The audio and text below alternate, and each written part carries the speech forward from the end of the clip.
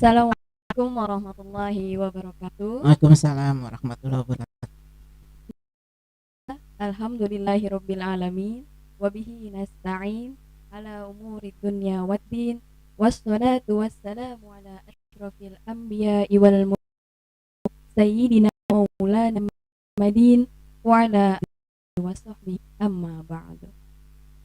Rabbi shrah li sadri wa yassir li uqdatam min lisani yafqahu qawli. Amin. Pemirsa dimanapun berada, dirahmati oleh Allah Subhanahu wa Ta'ala, senang sekali saya pagi hari ini dapat kembali bersama Anda dalam program dan duha bersama Bunda Lis. Alhamdulillah, Bunda Lis sudah bersama dengan kita pagi hari ini. Assalamualaikum Bunda. Waalaikumsalam warahmatullahi wabarakatuh, Mbak Nisa. Apa kabar Bunda? Alhamdulillah baik sekali. Alhamdulillah. Gimana puasa Bunda? Alhamdulillah sudah hari 16. Iya. Sehat. Sudah, alhamdulillah sudah ke hari ke-16 dan pagi hari ini sekali kita akan mengikuti yang akan langsung dibawakan oleh Bunda Lis, dan tema hari ini yaitu mengenai hikmah di balik musibah. Langsung saja kita dengarkan tausiah yang akan disampaikan oleh Bunda Lis. Kepada Bunda Lis, Terima kasih Mbak warahmatullahi wabarakatuh. Waalaikumsalam. Alhamdulillah alamin. Sholli ala Muhammad wa ala man. Rabbi shrah sadri wa yassir amri wahlul 'uqdatam min lisani yafqahu qawli. Alhamdulillah. Apa kabar? Sehat semua kan? Tidak terasa kita sudah memasuki hari ke-16 dan dalam kondisi Allah beri kesehatan. Tidak terasa pula kita sudah 2 bulan kurang lebih tidak berjumpa dalam taklim. Tetapi hari ini kita sharing tentang kepada manusia. Ia adalah sunatullah yang berlaku atas semua hamba-hambanya, baik orang yang lalai maupun yang beriman. Semakin tinggi kedudukan, akan semakin tinggi pula ujiannya. Bisa dulu kan kita SD tuh mau lulus ya. Iya. Nah, mau lulus ada ujiannya nggak?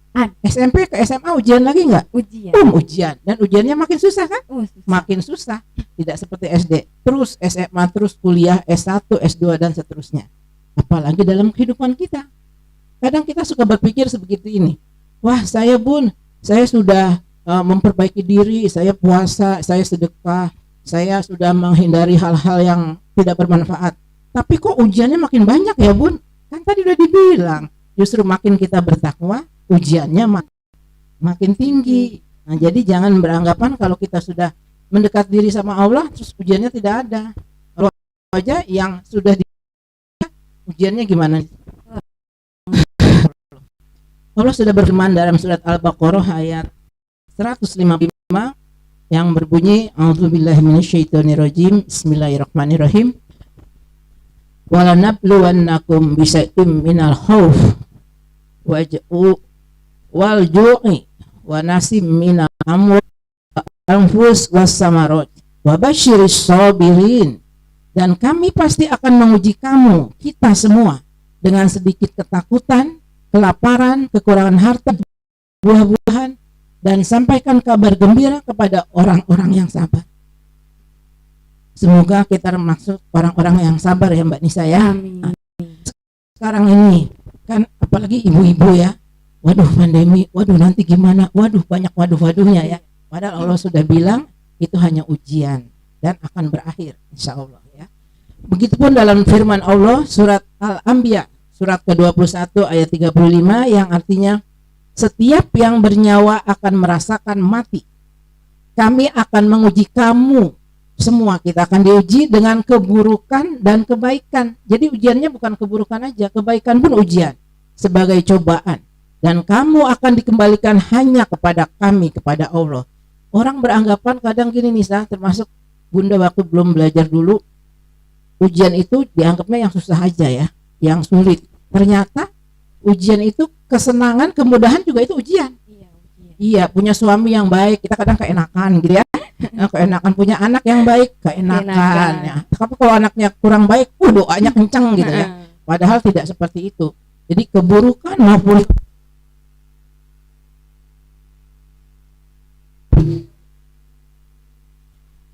nah, selanjutnya musibah adalah sunatullah atau ketetapan yang sudah Allah tetapkan kepada buat hamba-hambanya.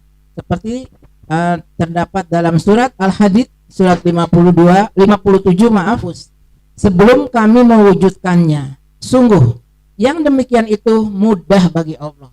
Jadi dari dulu sudah ada, sudah ditulis, sudah iya. Jadi jangan menyalahkan siapa-siapa, lagi menyalahkan Allah. Agar kamu tidak bersedih hati terhadap apa yang luput dari kamu, dan tidak pula terlalu gembira apa yang diberikan Allah kepadamu.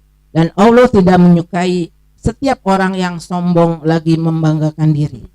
Jadi kita nggak boleh kalau kita diberi kemudahan, wah kayaknya ini nikmat dari Allah. Padahal belum tentu ujian itu, ya nggak boleh sombong. Kenikmatan yang dibalut seindah mungkin, ternyata itu juga ujian. Iya, itu ujian. Jadi semua itu ujian. Kemudahan, kesulitan itu ujian. Apakah kita kontaknya langsung ke Allah atau ke aku? Ibu anaknya pintar, iya dong, siapa dulu orang tuanya. Seperti itu kan ya? Iya. Maksudnya bercanda ya. Iya. Tapi kalau orang beriman nggak gitu, jawabnya hanya satu kalimat, alhamdulillah, titipan Allah. Ibu suaminya soleh bener ya, kerjanya kerja keras, rajin ke masjid, alhamdulillah. Ibu anaknya cantik sekali, alhamdulillah, doakan ya jadi anak soleh soleha. Jadi semuanya muaranya ke Allah. Nah jadi nggak ada tuh bangga diri wujud, nggak ada. Begitupun ketika kita diberi kesulitan, kemudahan, maksudnya kesukaran, itu yang diingat juga Allah. Oh ya, Allah sedang menguji saya. Selama ini saya udah dibikin enak, jadi diuji supaya apa? Supaya kembali lagi ke jalan Allah. Tapi kalau yang sekarang saat ini Bunda ya, kita kan seluruh dunia mengalami corona. Lantas ini memang ujian, tapi dengan adanya corona ini kita dibuat takut kita keluar, takut entah siapa yang akan pokoknya menularkan. Jadi kita semua itu saling mencurigai gitu. Nah, lantas kita tuh sikap kita harus seperti apa Bunda? Pertanyaan saya pertama, kita itu takutnya itu takut dengan corona itu kah? Atau kita harus takut kepada Allah?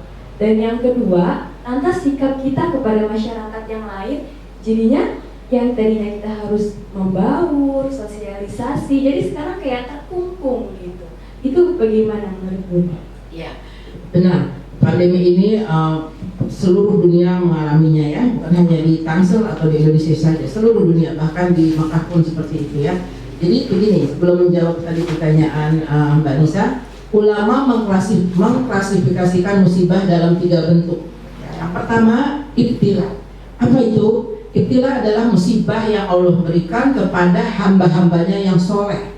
Nah, hamba soleh itu dapat musibah ya. Iya. Tapi maksudnya untuk meningkatkan derajatnya ke yang lebih tinggi.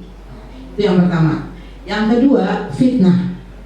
Fitnah adalah musibah yang Allah berikan untuk memperingatkan hamba-hambanya yang mulai melenceng ke jalan lurus lagi. Baik ya Allah ya? Iya. Coba. Dan yang ketiga, nah ini mudah-mudahan kita jangan ya, azab. Azab itu musibah yang Allah turunkan untuk hamba-hambanya yang ingkar dan berbuat maksiat serta kezaliman. Mudah-mudahan kita jangan yang itu ya. Kalau saya pribadi Bunda kayaknya yang kedua deh. Nah, soalnya suka lalai gitu. Mau sholat berasa WA dulu, astagfirullahaladzim. Nah sekarang ada pandemi ini jadi takut. Ya apalagi kemarin ada berita di sosmed katanya 15 Ramadan mau apa tuh? Ya ada apa asteroid jatuh, kemudian mau kiamat gitu ya.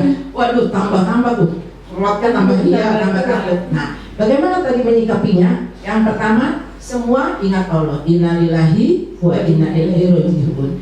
Jadi musibah ini dari Allah, datang dari Allah. Allah yang memberikan. Nah, kita sebagai orang beriman harus itu dulu nomor 1. Tentunya setelah itu kita juga berikhtiar apa yang diajarkan oleh dokter, oleh pemerintah kita ikuti ya. Sudah benar ini Mbak Nisa, social distancing, PSBB, lockdown, apalah namanya itu sudah benar. Karena dahulu ketika zaman sahabat Umar bin Khattab juga terjadi wabah ini dan Rasulullah menganjurkan seperti itu supaya yang kena musibah jangan keluar, dan yang di luar jangan masuk tempat sama ini. Nah, kadang kita bandel ya, Mbak Nisa ya, kita bandel, kita bilang gini, alah saya nggak takut, saya takutnya sama Allah gitu ya. Tanya, saya takutnya sama Allah. Ya betul, memang takut sama Allah. Kan virus yang menciptakan siapa? Allah. Kita juga nggak usah berpikiran, wah itu virus dari Wuhan, konspirasi ini, nggak usah, itu bukan urusan kita. Urusan kita sebagai orang beriman, langsung kontak Allah. Musibah, kesukaran, kesenangan Allah. Nah, jadi gimana menyikapinya? Ya itu kita harus banyak introspeksi diri. Jadi di rumah kita ambil hikmahnya, Mbak Nisa. Ya Mbak Nisa, kita bisa work from home ya, tanpa harus keluar rumah, kan hemat itu. Iya kan? Hemat ongkos. Iya, hemat ongkos. Terus kita ibu-ibu nih terutama nih angkatan muda kadang jarang masak, sekarang jadi seneng masak tuh. Buka-buka resep ya, praktek ya kan. Terus yang dulu ngajinya pagi hanya mau tidur, sekarang bisa pagi, bisa duha, bisa siang. Daripada tidur siang baca Quran, kan banyak hikmahnya. Ya, terus apa lagi? Kita bebenah, biasanya bebenahnya jarang atau si Mbak aja bebenah ya. Ini sekarang kita bebenah, kayak saya pribadi Bunda itu bebenah rak buku segala macam. Akhirnya apa Mbak Nisa? Surat sertifikat yang hilang tetap kita Mbak Nisa. Nah itu kan hikmah. Berarti kita apa yang ucapkan? Alhamdulillah. Coba kalau nggak ada pandemi, sertifikat Bunda lupa terus di mana itu. Nah seperti itu Mbak Nisa. Jadi tergantung kita menyikapinya. Bagaimana? Kalau kita menyikapinya positif, otak kita positif, nanti seluruh tubuh kita syaraf-syarafnya bilang positif, positif, positif. Akhirnya apa? Perbuatan kita positif. Tapi kalau kita menyalahkan, ini gini gara-gara pandemi, gue nggak bisa kemana-mana nih, nggak bisa nongkrong lagi di kafe, nggak bisa ini, negatif, negatif, negatif, negatif. Tinggal pilihan. Nah, tentunya kita orang beriman pilih yang positif ya. Amin. Kemudian juga bagaimana langkah kita menyikapi ini? Nah, yang pertama tidak boleh saling menyalahkan. Itu yang pertama. Ya jangan. Ini gara-gara ini, gara-gara ini, gak itu urusan kita. Sekalipun corona ini dari Wuhan misalnya. Iya. Tidak usah, sekarang Wuhan itu kan bumi Allah juga kan? Iya. Kalau misalnya nanti pandemiknya asalnya dari Tangsel, gimana? Nah, kan Allah juga, bumi Allah juga. Nah, kita sebagai orang beriman berpikirnya harus global, holistik. Memang seperti itu. Kan bisa aja nanti ditaruh di mana? Ditaruh di mana oleh Allah virus itu kan? Nah, jadi jangan saling menyalahkan. Ya. Allah sudah berfirman dalam Al-Quran surat Al-A'raf surat 7 ayat 96. Dan sekiranya penduduk negeri beriman dan bertakwa, ya sekiranya penduduk negeri itu beriman dan bertakwa, pasti kami akan melimpahkan kepada mereka berkah dari langit dan dari bumi. Tetapi ternyata mereka mendustakan ayat-ayat kami. Mereka berarti penduduk ya. Maka kami siksa mereka sesuai dengan apa yang mereka kerjakan. Nah, jadi kita introspeksi diri. Kan bukan hanya ini aja, kan bukan hanya pandemi. Sebelumnya juga kan banyak gempa di Indonesia ya.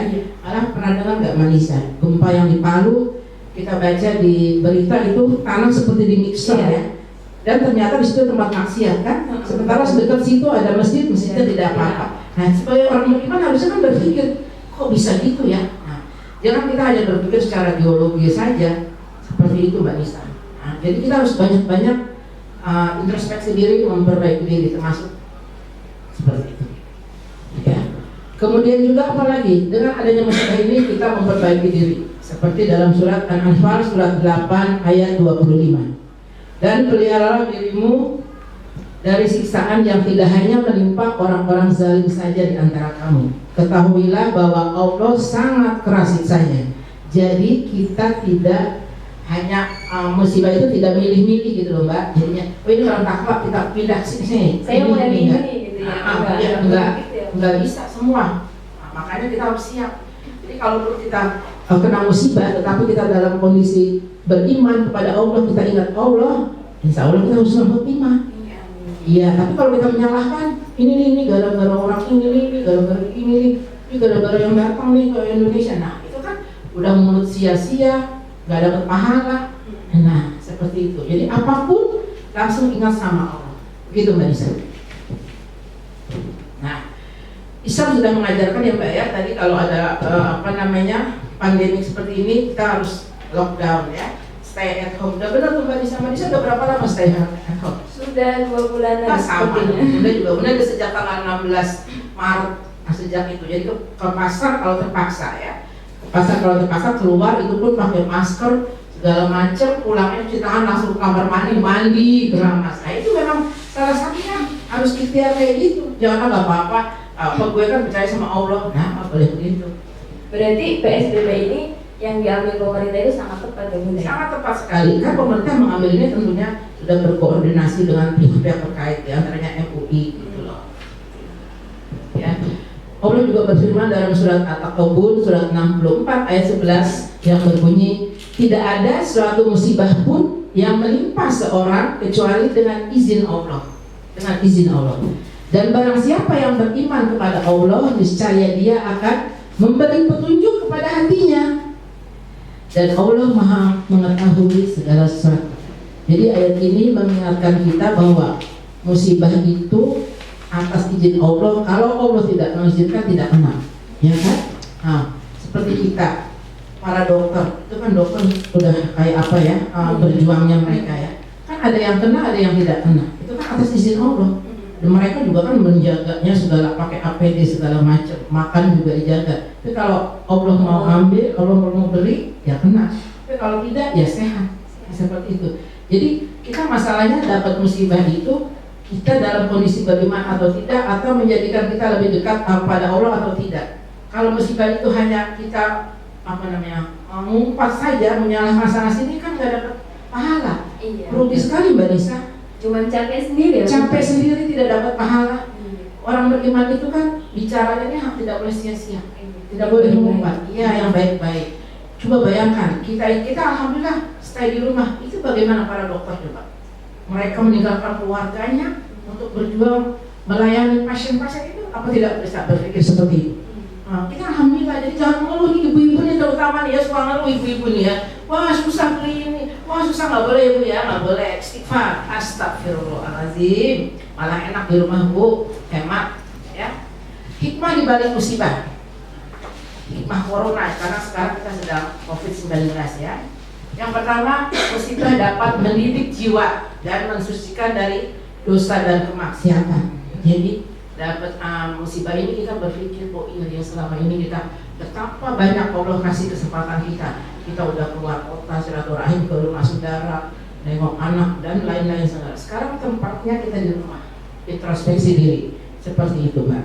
Allah berfirman dalam surat Asy-Syura surat 42 ayat 30, dan musibah apapun yang menimpa kamu adalah perbuatan tanganmu sendiri. Ya. Dan Allah memaafkan banyak dari kesalahan-kesalahan. Ya. Lalu bagaimana kalau untuk para pekerja yang di luar sana Bunda, seperti mohon maaf yang pekerja harian, pekerja buruh yang sekarang tuh dirumahkan atau bahkan tidak ada yang order.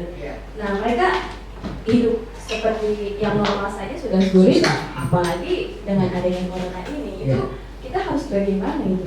Ini di sini kesempatan kita yang mempunyai kelebihan rezeki untuk membantu mereka. Di samping tentunya pemerintah juga punya kewajiban untuk itu, karena rakyat ya.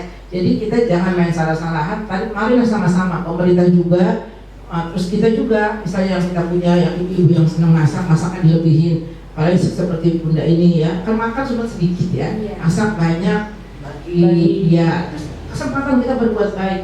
Kita punya tabungan dikit, ada donasi-donasi itu kan ya, buat APD, buat makan bersama, itu kasih transfer sedikit tapi terus gitu. Itu kesempatan. Iya, jadi ambil sikap pikiran positif kita, ambil. Dan kita harus yakin bahwa pemberi rezeki itu Allah. Jadi jangan beranggapan, oh nanti saya mati nih karena pandemi terus nggak dapat order. Jangan, pasti ada aja. Dan ini kasih sayang Allah. Pas pandemi langsung Ramadan, jadi kan puasa. Iya, jadi kan agak hemat juga kan. Iya. Nah, asal jangan puasanya pas buka pengen macam-macam kan bisa. Aduh, kan kalau buka itu hanya nafsu aja ya. Udah teh hangat ya, udah sholat. Nah, seperti itu Mbak. Jadi nggak masalah. Jangankan yang sama Mbak, kondisi ini sama. Mau yang pekerja biasa, pekerja buruh, ataupun pengusaha, sama. Pengusaha itu utama numpuk Mbak. Jangan dibilang enak ya pengusaha punya tabungan misalnya, itu kelihatannya enak, nggak tahu dia mikirin gimana caranya, gimana. Iya, dia kasihan mau PHK tapi dari PHK nggak bisa digaji gimana, karena kan nggak ada produksi kan. Nah seperti itu, semua mengalami Mbak, semua ya seperti itu. Kemudian apa lagi hikmahnya? Yang kedua hikmahnya adalah mendapat kebahagiaan atau pahala dari Allah. Jadi orang kena musibah itu harusnya senang Mbak. Harus senang ya Bu? Iya, jangan mengeluh. Kenapa? Rasul bersabda, tidak ada penyakit, kesedihan dan bahaya menimpa seorang mukmin hingga dari duri yang menusuknya, melainkan Allah akan mengampuni kesalahan-kesalahannya dengan sebab itu. Enak ya jadi orang beriman ya. Kena duri dapat pahala. Tapi dengan catatan Mbak Nisa, jangan mengumpat. Itu ya? Iya, misalnya tadi tuh Bunda jalan ke sini, terus ke Sandung Batu. Nah, harusnya kalau pengen dapat pahala, astagfirullahaladzim, ya Allah saya kurang konsentrasi ya. Nah gitu, itu dapat tuh. Tapi kan, ya Allah, aduh, siapa sih batu sembarang aja? Udah nggak dapat, rugi banget ya Mbak ya? Rugi banget ya, jangan jadi orang rugi. Kemudian apa lagi? Yang ketiga, hikmah dari musibah adalah parameter atau ukuran seorang hamba sabar apa tidak. Nah, kelihatan dari situ Mbak, kalau dapat musibah, kalimat yang pertama keluar apa? Nah, kelihatan. Atau maki-maki atau ya. syukur atau bagaimana? Iya, Rasul bersabda, sungguh menakjubkan kondisi seorang mukmin. Sesungguhnya semua urusannya akan baik baginya. Jika memperoleh kelapangan lalu dia bersyukur, itu baik baginya. Dan jika dia diberi kesempitan lalu dia bersyukur pula, bersabar, itu pun baik baginya. Jadi kondisi orang beriman itu selalu happy, selalu bahagia. Dari wajahnya senang, bersyukur, padahal utangnya banyak loh Mbak ya. Lagi kan ngapain dibilang-bilangin, emang temen mau bayarinnya kan? Iya, diam aja ngadu sama Allah gitu, seperti itu Mbak ya. Nah, kemudian apa lagi? Yang keempat hikmah dari musibah adalah memurnikan tauhid dan dapat menautkan hati kita kepada Allah. Seperti tersirat dalam surat Al-Fussilat surat 41 ayat 51. Dan apabila kami berikan nikmat kepada manusia, dia berpaling dan menjauhkan diri dengan sombong. Tetapi apabila ditimpa malapetaka, maka dia berdoa. Iya kan Mbak? Iya, ketika kita mau ujian dulu waktu masih mahasiswa mau ujian, sampai tahajud ya Mbak ya. Tahajudnya kuat banget ya, berdoa gitu ya, nggak main-main, nggak nongkrong. Giliran sudah selesai ujian nilainya bagus, lupa deh. Tahajudnya bentar aja deh ya, kalau mau ujian lagi. Itu waktu mahasiswa. Nah waktu ibu-ibu gimana? Nah ibu-ibu seperti itu. Dan berkeluarga apalagi? Wah ketika suami adem gitu ya, tenang, anak-anak tenang, tahajudnya jarang, kurang. Ketika suaminya agak lincah gitu ya, nah, terus anaknya susah diatur, kencang benar. Ini benar, jadi ayat ini benar. Subhanallah ya, jadi Allah tidak pernah ingkar janji, selalu benar. Kemudian apa lagi? Surat Al-Anbiya dalam ayat 38 Allah berfirman, dan ingatlah kisah Ayub ketika dia berdoa kepada Tuhannya. Nabi Ayub, ingat kan Pak? Bayi diuji. Ya Tuhanku, sungguh aku telah ditimpa penyakit, padahal Engkau Tuhan yang Maha Penyayang dan semua yang penyayang. Jadi Nabi Ayub itu ketika ditimpa penyakit bukan minta sembuh Mbak, malah muji Allah ya. Masya Allah, hebat ya. Kalau saya minta sembuh, minta cepat COVID diangkat ya.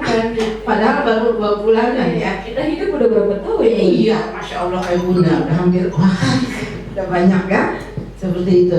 Kemudian yang kelima apa hikmahnya? Memunculkan ibadah yang menyertainya. Biasanya orang kalau kena musibah itu banyak yang jadi tobat, bener nggak Pak? Bener banget ya. Punya teman ya, dulu dia belum pakai, masih waktu itu masih muda, masih baru 40, belum pakai tutup aurat. Pernah Bunda tanya, kenapa kamu nggak mau? Kamu kan sudah haji, suami kamu juga sudah mengizinkan, sudah boleh. Nggak mau Bun, kenapa? Kayak tukang pijit ya, kurang ajar ya. Astagfirullahaladzim, nggak boleh begitu. Bunda bilang gitu, tukang pijit emang kenapa? Kan mulia nah gitu. Nggak mau. Terus apa? Dia lagi masak air, kena air. Nah itu mungkin teguran Allah ya. Kena air, pahanya kena air, panas kan? Panas, melepuh. Dia bilang sama Bunda, benar Bunda, saya diingetin sama Allah. Kenapa ya Bang? Lewat telepon, kena air panas. Jadi saya tutup dari Allah, saya harus tutup aurat. Alhamdulillah. Kok Bunda alhamdulillah sih? Dia bilang, ya maksudnya alhamdulillah sebelum meninggal udah taubat. Bunda bilang gitu. Nah seperti itu. Akhirnya dia sekarang Mbak Nisa rajin ngaji, tutup aurat juga sempurna gitu. Itu akibat apa? Karena musibah kan? Coba kalau nggak kena musibah, gimana? Ya bakal terbuka terus. Jadi alhamdulillah. Jadi musibah itu mendekatkan diri kita kepada Allah, membuat kita istiqomah, membuat kita menjauhkan diri dari perbuatan-perbuatan sia-sia.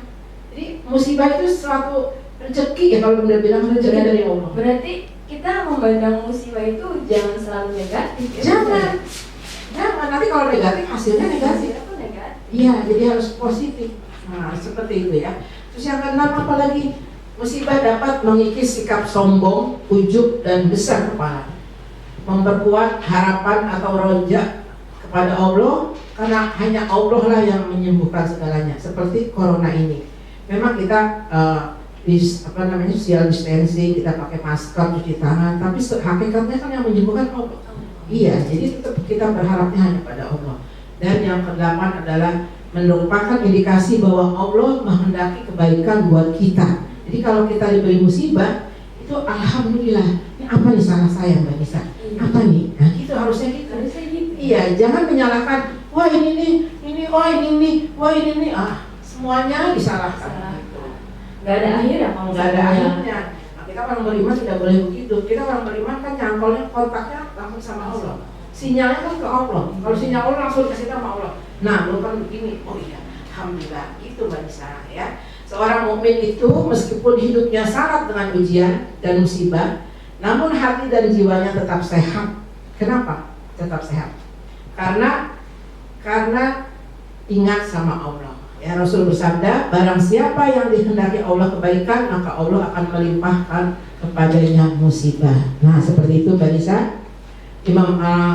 Al-Imam Ibnul Qayyim menukil ucapan Ali bin Abi Thalib radhiyallahu anhu, tidaklah musibah itu turun kecuali sebab dosa.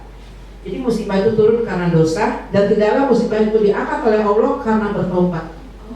Ya, jadi musibah itu kalau mau diangkat sama Allah kita harus bertobat. Nah, seperti itu ya Mbak ya. Mudah-mudahan dengan adanya pandemi ini kita semua bertobat pada Allah ya, termasuk diri sendiri ini ya. Karena kalau kita bandingkan dengan Nabi Yunus yang dimakan ikan hiu itu, Nabi Yunus hanya 40 hari dan tidak ada sinyal, tidak ada jejer, tidak ada WA, tidak bisa ngopi-ngopi. Nah kita kan bisa, kita masih bisa berjemur matahari. Dan beliau ketika bertobat, subhanallah, apa gimana? La ilaha illa anta subhanaka inni kuntu minaz zalimin. Kemudian Allah mengilhamkan ikan itu untuk memuntahkannya. Jadi beliau istighfar, bertobat, dimuntahkan, dikeluarkan. Begitupun kita. Mudah-mudahan dengan kita tobat bersama-sama di bulan Ramadan yang penuh berkah ini, Allah akan mengangkat pandemi ini dan kita dapat beraktivitas sehari-hari seperti biasa. Demikian Mbak. Terima kasih. Baik. Tapi di benak saya juga masih ada pertanyaan Bunda. Ya, silakan. Dengan adanya corona ini juga sekolah pun diliburkan, gitu kan. Dengan banyaknya ujian itu pun semuanya juga online gitu. Tapi juga ada memang mungkin beberapa anak-anak kan berbeda ya Bunda ya. Dengan setelah bertemu dengan gadget itu, yang ada itu malah bermain, malah asyik main game online gitu, saking lupa waktunya. Nah, lantas orang tua itu menyikapi anak tersebut tuh harus sepertinya apa? Ya, berarti kita ambil positif ya Mbak ya. Jadi ketika anak belajar di rumah memang harus didampingi kan, ayah bundanya juga tidak bekerja kan, karena bekerja dari rumah sekarang ya. Jadi didampingi ya. Jadi main gamenya boleh seminggu sekali, misalnya hari Sabtu habis asar jam 5 sampai jam 4 sampai jam 5. Lebihnya ngerjain tugas, terus menghafal Quran, menghafal Asmaul Husna, surat-surat pendek. Memang capek orang tua, tapi kan di situ ujian dan pahala. Jangan orang tua berpikir begini, udah nggak sekolah, kita lagi disuruh ngajarin anak-anak di rumah, bayaran SPP terus. Nah, itu namanya pikiran duniawi. Kalau pikiran akhirat tetaplah bayar kan, harus digaji itunya gurunya. Iya, wah listriknya kan nggak dipakai, oke listriknya nggak dipakai, tapi kan gaji guru aja udah minus gitu. Iya. Jadi kalau kita berpikir dunia memang sempit Mbak Nisa. Sempit, ya. Tapi kalau kita pikirannya apapun pikirannya akhirat, itu semua jadi ladang amal. No problem, uang keluar emang bukan uang kita kok. Iya. Jadi semua infak yang dikeluarkan itu dengan niat Bismillah itu jadi Amal. jadi amal. Jadi SPP pun jangan dibalik masalah. Iya. Minta diskon lah, pahalanya diskon nanti. Nah gitu loh Mbak Nisa.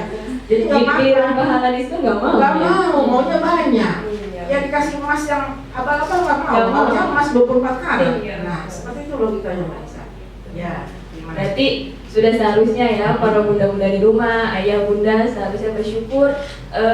Mungkin sebelum adanya corona banyak yang mengeluhkan bahwa kita jarang ketemu anak gitu kan, berangkat pagi anak masih tidur, anak pulang pun anak sudah tidur gitu kan ya. Jadi sudah seharusnya kita sebagai manusia menyadari bahwa musibah ini datang dari Allah, dan hilangnya musibah ini pun juga karena Allah, dan Allah pun mempunyai visinya di dalam musibah tersebut, bahwa Allah tuh menginginkan bahwa hambanya agar bertakwa kepada Allah. Takwa itu adalah menjauhi yang dilarang dan menjalankan apa yang diperintahkan oleh Allah Subhanahu wa taala. Semoga dengan mendengarkan kajian Bunda pada hari ini menambahkan keimanan kita pada hari ini, dan semoga kita menjadi manusia yang lebih baik lagi ya Bunda. Ya. Amin ya Rabbal Amin ya Rabbal alamin. Akhir kata kita harus berpisah Bunda karena terpisah oleh waktu. Insya Allah kita akan bertemu lagi pada kajian duha selanjutnya. Subhanakallahumma wa bihamdika asyhadu an la ilaha illa anta astaghfiruka wa atubu ilaik. Wassalamualaikum warahmatullahi wabarakatuh. Waalaikumsalam warahmatullahi wabarakatuh.